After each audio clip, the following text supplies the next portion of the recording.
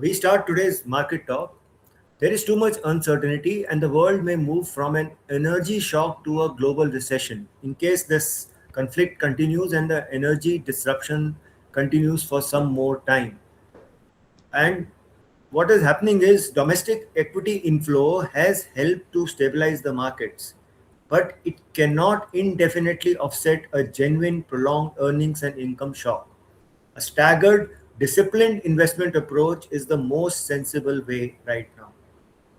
Now, what we are seeing is markets are shrugging off the oil shock. Forget about India, the US markets are at lifetime highs. So, if you see crude prices have spiked, Strait of Hormuz is showing no signs of opening, and there are many warnings of stagflation, but global stock markets have brushed all of them aside. One of the reasons is too much of liquidity also. Why it is so? It is because investors are betting that the shock is temporary.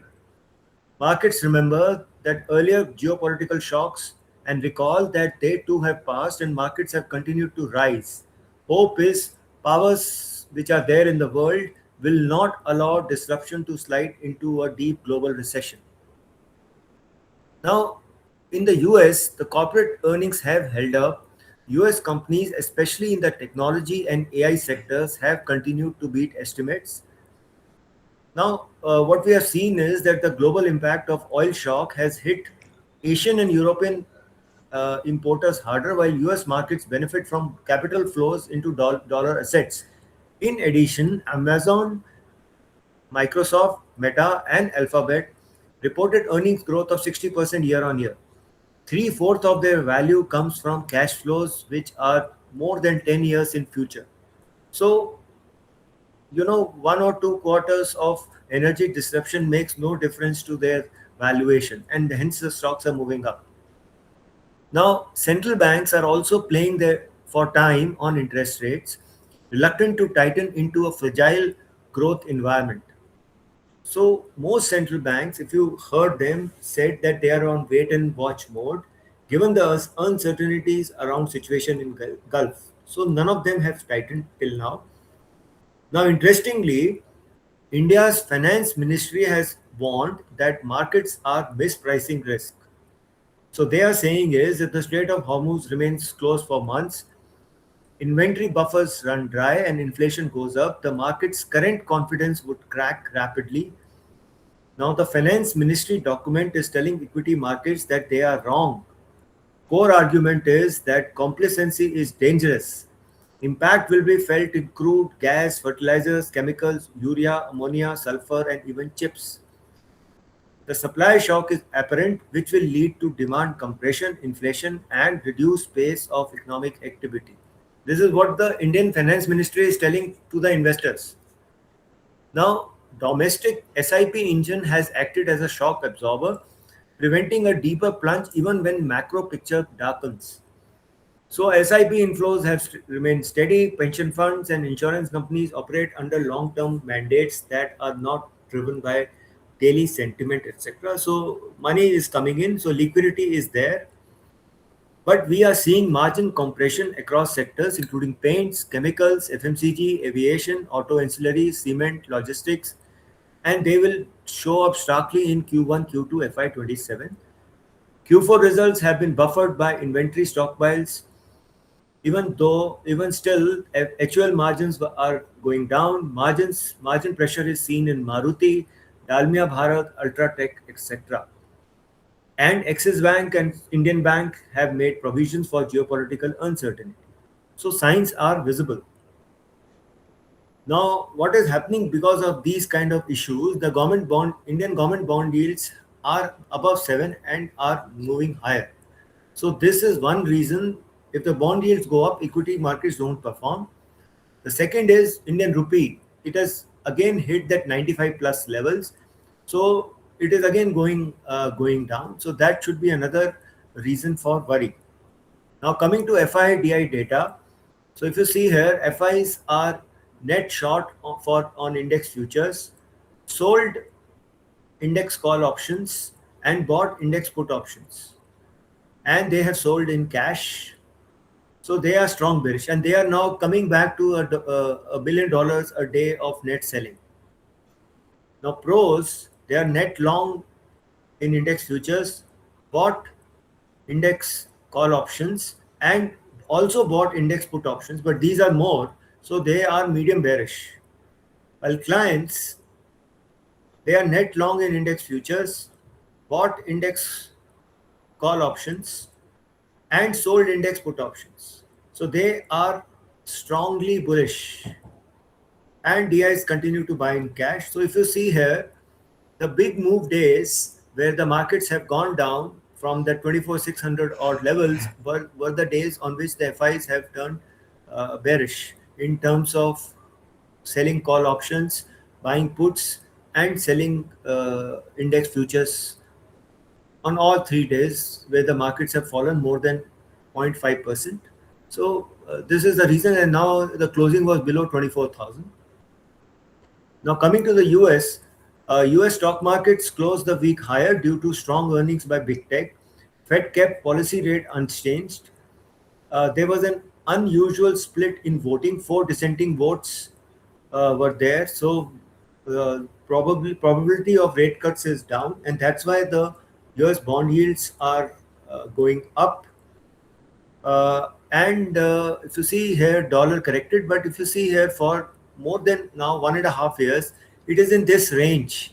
It is not breaking this range. It is not moving up. So it is between this 100 and 96, 95, 97 range. So it remains in this range right now. So there is no significant movement which is taking place.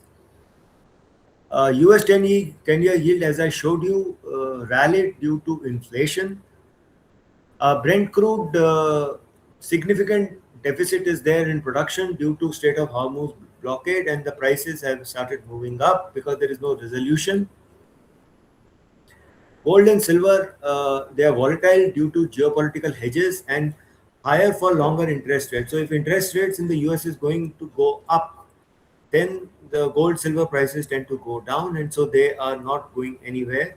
But in case there is some big selling and silver comes to these 50, 55 odd level, that will be a good opportunity to buy them. And similarly for gold, if it falls to around 4,000 level, this level, that should be an opportunity to buy them, because the uncertainty will remain, and that's the best hedge.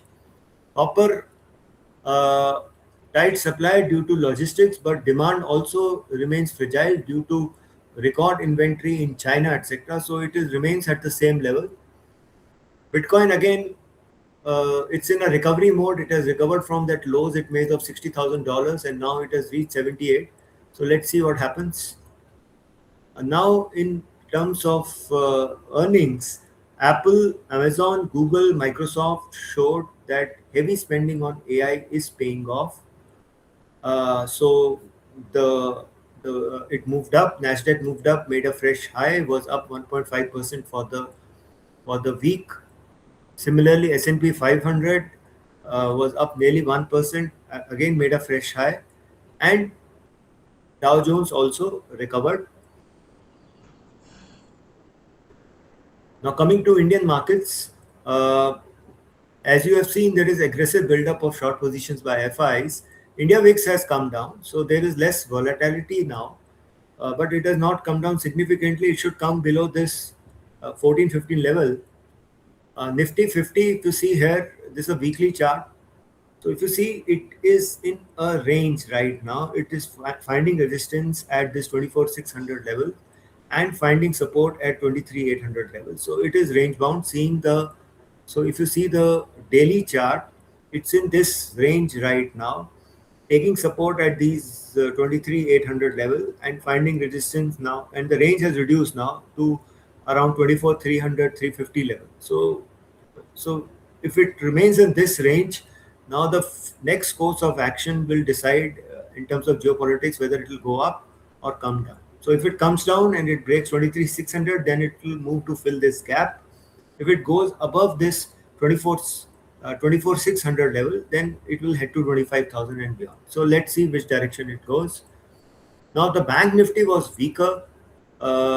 It fell around 2% last week, made a strong bearish red candle, and it's likely to head down. Now if you see on the daily chart, it made a low at around 54,450, The level it took support in April also. So below this level, it there is again a gap, and it may fall to this 52,000 level. So watch out for this, and once this level reaches, it will go down further. Now this week Nifty was helped by Reliance. It went up around 7.8%, to good support at this 200 EMA on the weekly chart. Clear support, some buying has emerged. So let's see what happens. It is looking good. If it is above 1410 or so, it's a buy. So it will be difficult to short Nifty if Reliance is going up. Now, HDFC Bank was weak. It has fallen around 1.68%. In my opinion, this 700 to 720, the last low, is a decent support. And this is the time to accumulate it in case you're a long term investor. Uh, on a bad day, you will get an opportunity because if FIs are selling, then they will sell this. The other stock which is looking good is Bharti Airtel. It has broken out through a range and now taken support at 20 EMA and is moving up now. So above this 1915 odd level, it can head to 2000 odd level. Earnings would be good, their cash flows are good, etc. So that should be good. Another stock which should do well is Vodafone, because their AGR dues have been reduced, so at least they will survive now.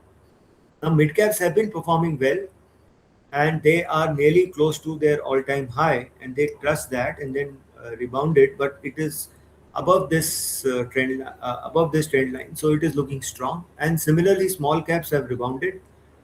So the it's a Indian buying which is leading these in mid caps and small caps higher. So the momentum remains in this sector, and the sector to avoid is Nifty and large cap Nifty and Nifty Bank. Now I'll talk about two stocks. First is Sterlite Tech. It is India's largest and only fully integrated optical fiber cable manufacturer, with optical fiber, which is basically production of glass strand, uh, and OFC capacity of optical fiber cable, which is a glass fiber encased in protective tubing and sheathing to create a finished cable.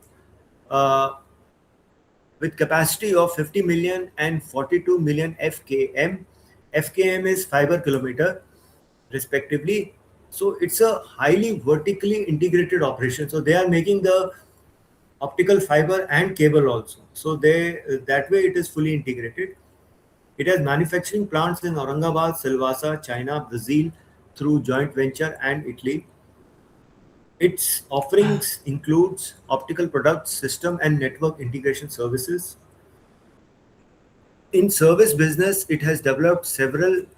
Uh, it has developed several network projects such as secure network for armed forces, rural broadband through BharatNet, smart cities, and high-speed fiber to home (FTTH).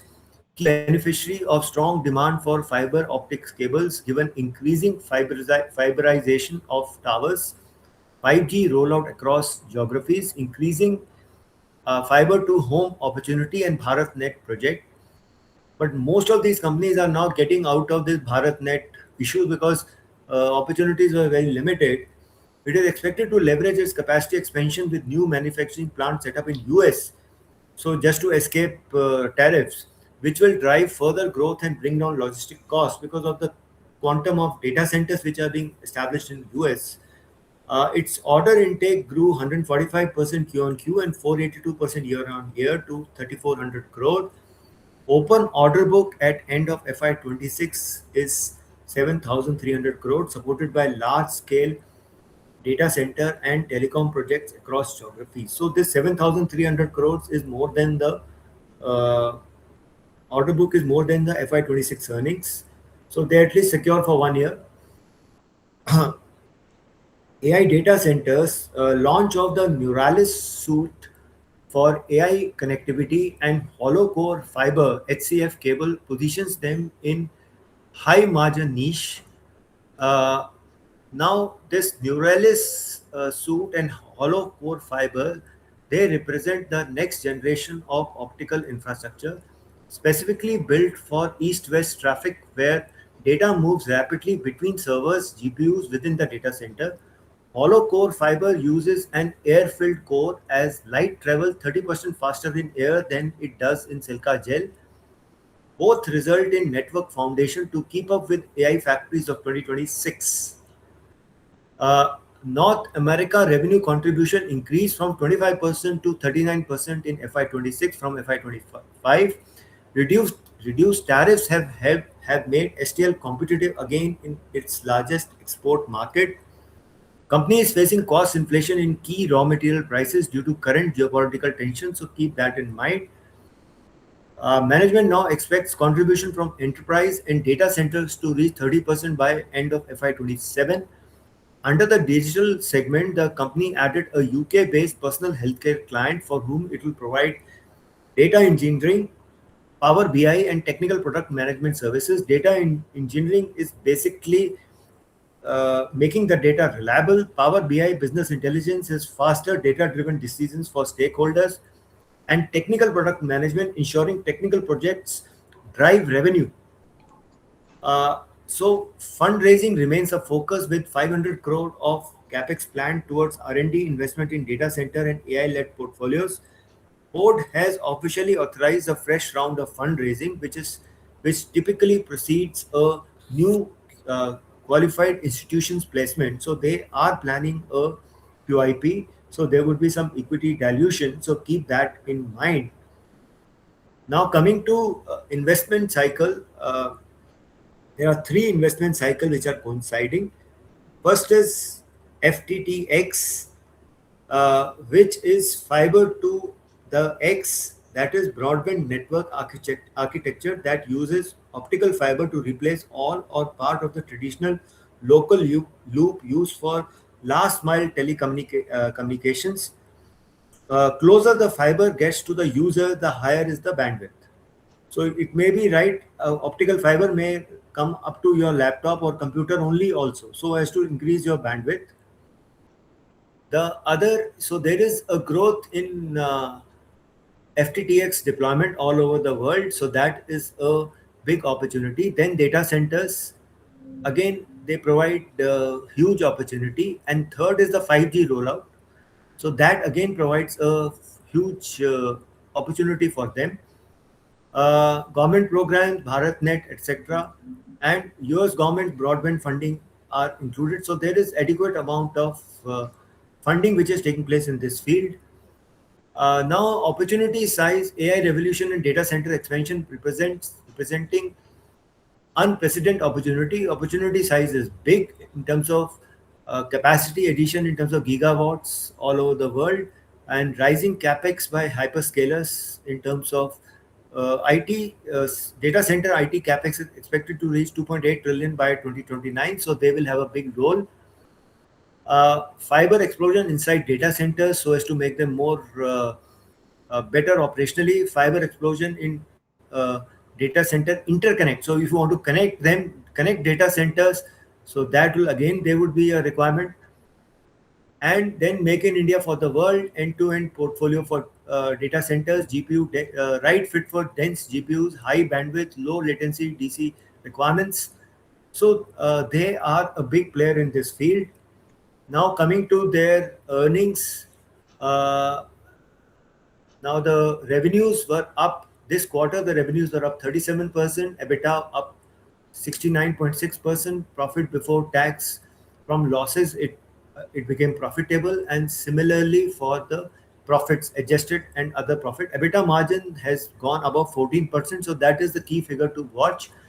The reason is operating margins are expanding due to benefits of higher capacity utilization because their existing cables and data cables are being utilized better.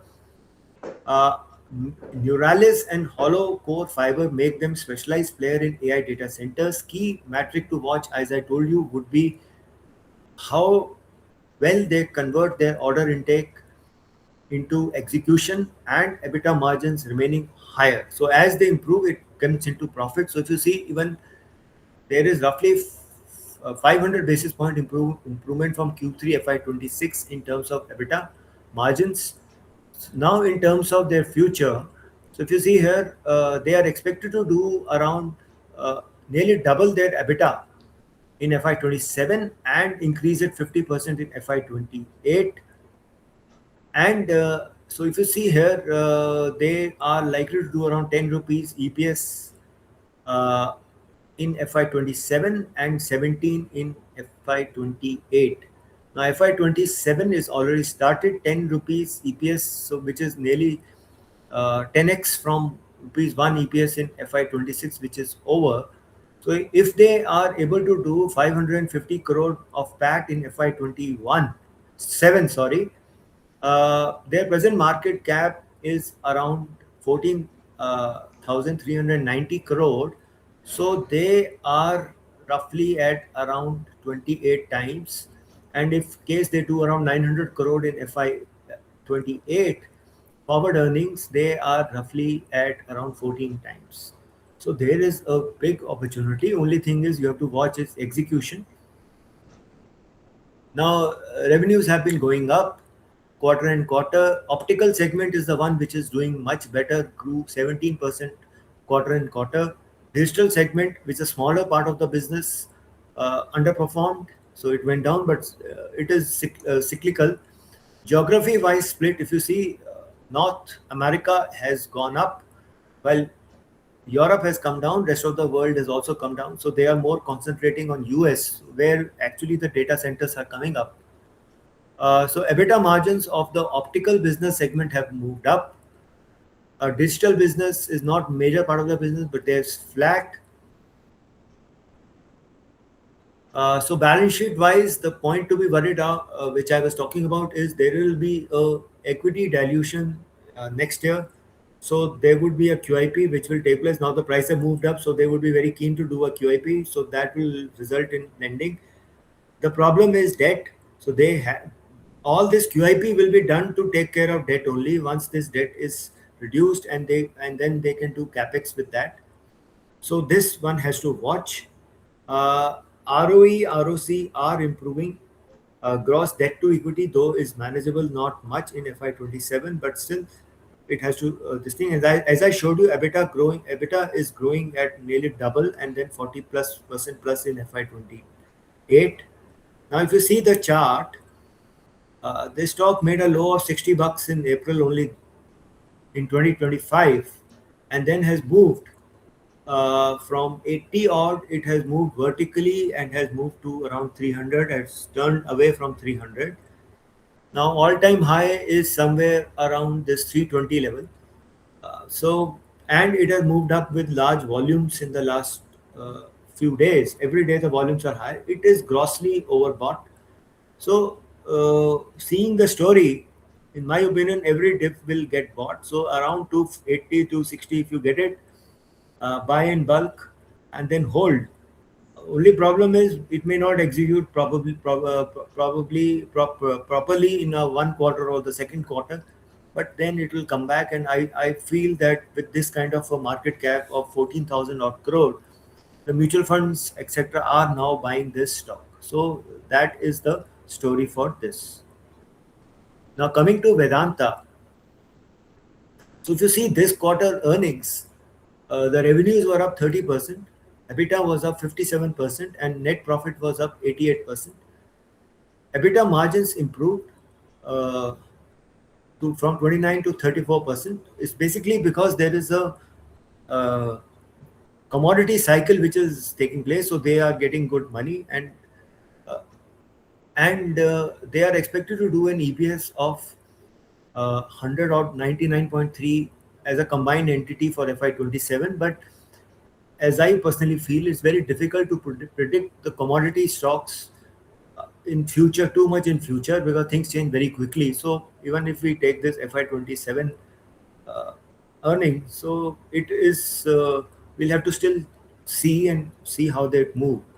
Now what is happening is it is being demerged into 5 different listed entities effective 1st May 2026, with the other 4 entities to be listed by June 26.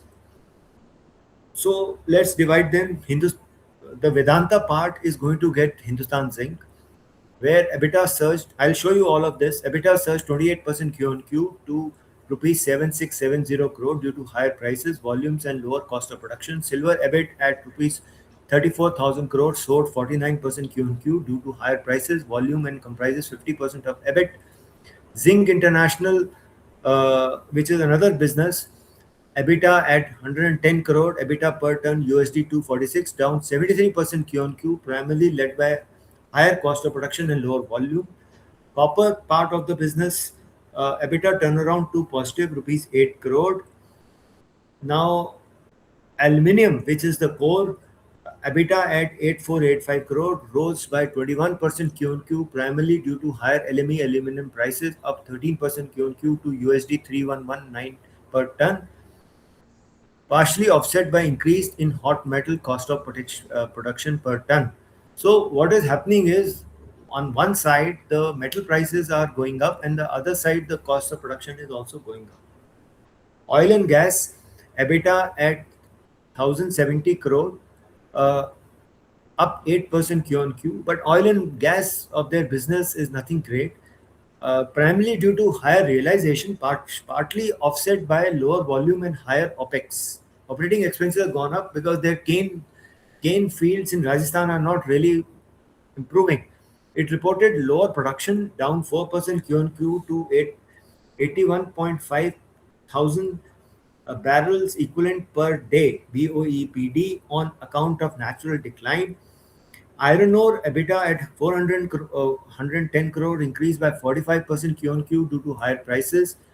The sales volume stood flat Q on Q at 1.3 million tons. Steel reported a turnaround to positive EBITDA of 145 crore versus Q3 FY26 loss amid increase in sales volume, higher prices, and cost of production reduction by 10% Q on Q. So we have seen four businesses already. This first one was Vedanta, which is the parent company, which is now left. Second is aluminium. Third is oil and gas. Fourth is iron ore and steel. Now last is power. Sales volume increased by 28% Q on Q to 5 million units due to increase in plant load factor at TSPL.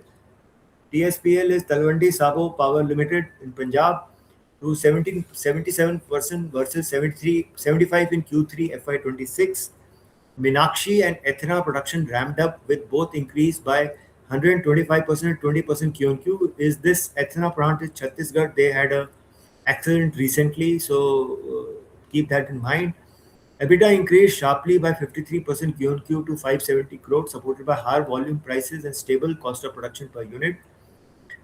Amid firm commodity prices and volume growth, all listed entities are likely to record 19 to 42% EBITDA CAGR over FY26 to 28, except oil and gas. So we have seen all five businesses. So now if you see revenue breakdown, so Zinc India, that is Hindustan Zinc, revenue was up 40% year on year. Zinc International, oil and gas, nothing great. Iron ore was up 12%, steel was up 12%. So this is one business. Copper up 53%, this is part of that, and aluminium up 4%, and power up 52%. So EBITDA breakdown by segments. So the best EBITDA growth was in firstly in Zinc India, that Hindustan Zinc, 62% EBITDA growth. Iron ore business did well, 32%. Copper became profitable, so they did 8 crore profit, but they were always in loss.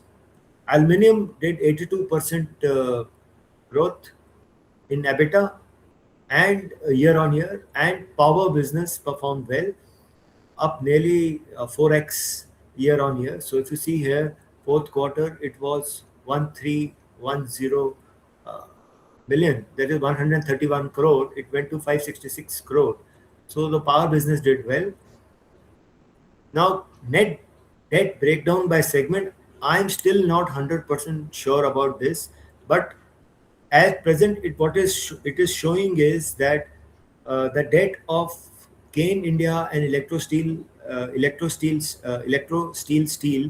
part, the steel business is going down. Rest are there. So what is likely to happen is that the maximum debt is likely to come to Hindustan Zinc and to the power business because they are the cash flow positive ones. So they will get the maximum debt. Hence, their valuations will get impacted. Now, so if you see here, demerger companies EBITDA breakdown, what is expected? Vedanta Limited is expected to do around 25% EBITDA growth. Whatever is left, aluminium is expected to do 24%, power 42%, and iron and steel 19%. So let's break down these. Vedanta Limited, the residual company, to grow by 25% over the next few years. So it is expected to do an EPS of around 35 in FY27. Seeing the uncertainty and all, you can easily give it a PE of around 6 to 8. So roughly 300 is a fair valuation for the Vedanta Limited, Vedanta Limited, the residual company. Next is aluminium, expected to grow 24% CAGR, but remain bound by the aluminium prices, production, and so many other issues. So FY27 expected to do around 55 and 51. So taking maybe around a mean of around 50. So it can do 8 to 10 EPS, and it has got the best EBITDA. So this is where the value is. Consolidated EBITDA is expected to grow around 24% over the next 3 years, and it is going to be volatile. So considering that, it can trade anywhere between 400 to 500 rupees. This is the core business. Then is iron and steel. So if you see here, expected to grow around 19%, but it remains dependent on the world steel prices. Maximum best EPS it is likely to do is 1.8. Even Tata Steel trades at around 10 EPS, so may reach around 18, 19 rupees. And in case it has a lot of debt, it may trade at 15 rupees also. So we don't know how the things will move around from here. Power, see, it's becoming profitable. So maximum FY28 is expected to do around 2.7 rupees EPS. Now, considering that and decent growth of this business and all, but the expectations are that this business will get maximum debt and all. Again, giving a 10 P, this can trade at around 25 rupees. And oil and gas, which is actually the peak is it is declining actually. So even if we see FY27 22.8, again giving it a 10 P, it can trade at 28. So the gist is that, in my opinion, Vedanta can go, the residual can go to 300, aluminium say 450, that is 750 rupees. Iron and steel 15 to 18, let's take 18. Power around 25, and oil and gas similarly 25. So the net value comes to around 800 to 820 rupees. So this is the total value. Now it's still, there are so many factors which we don't know. So this is one of the post-demerger SOTP valuations by one of the brokers. So they have valued aluminium at 477. Oil and gas, I think they valued at 47. Steel and iron ore around 30. Power around 47, which I am not sure about because of the debt they will put on this power. And Vedanta Limited at around 336, but this has failed because it is listed at 270 only. So, and there is uncertainty on this issue also. So if you see here, aluminium is the crown jewel of the demerger due to massive EBITDA contribution and scale. Oil and gas will become debt free, but it has no growth post demerger. So it depends on the crude prices and all those issues all around the world. But I don't know who is going to buy a business which is not growing. Power, it's a merchant power business, so doing well like Talwandi Sabo, but they are likely to get most of the debt. So we'll have to see that how they manage that.